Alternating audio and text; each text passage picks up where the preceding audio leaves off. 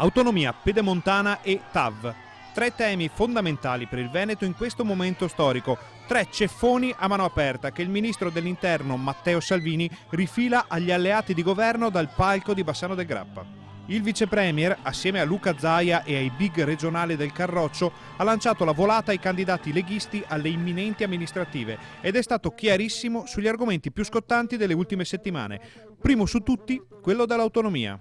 La parola data è sacra, la Lega è pronta, ma è pronta da settimane, il progetto è pronto e non fa bene solo al Veneto e alla Lombardia, ma sono tante altre regioni d'Italia, al nord, a centro, a sud, che chiedono efficienza, trasparenza, autonomia, velocità e i 5 Stelle stanno tirando in lungo, vengano a spiegare ai veneti se hanno cambiato idea. Io non ho cambiato idea, ho mantenuto la mia parola su altri provvedimenti di legge, sulle tasse, sull'immigrazione e sull'autonomia non si scherza e non si accettano perdite di tempo.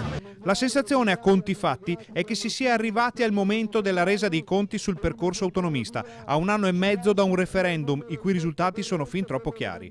Altro tema da bollino rosso è quello della pedemontana, fonte di infinite baruffe fra Lega e Pentastellati. È un modello di buona gestione pubblico-privato, di tempi, di efficienza, a dimostrazione del fatto che a volte le scelte locali e il coinvolgimento dei privati rendono più veloci e meno costose le opere pubbliche.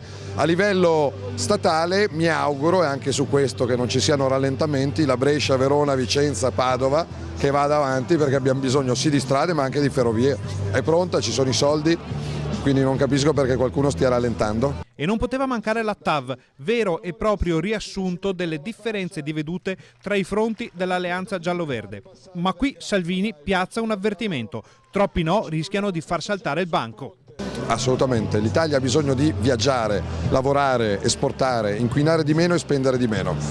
Coi no, io sono contento di quello che abbiamo fatto sulla legittima difesa, sulla flat tax, sulla pace fiscale con Equitalia, sulla legge Fornero, sull'immigrazione.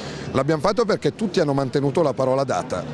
Vedo che in queste settimane i 5 Stelle vanno un po' a braccetto con la sinistra nel nome dei no. No all'autonomia, no alla flat tax, no ai porti chiusi, no qua, no là, no alla TAV, no alla velocità, no all'energia, no al gas. Non si può andare avanti solo con i no, ragazzi.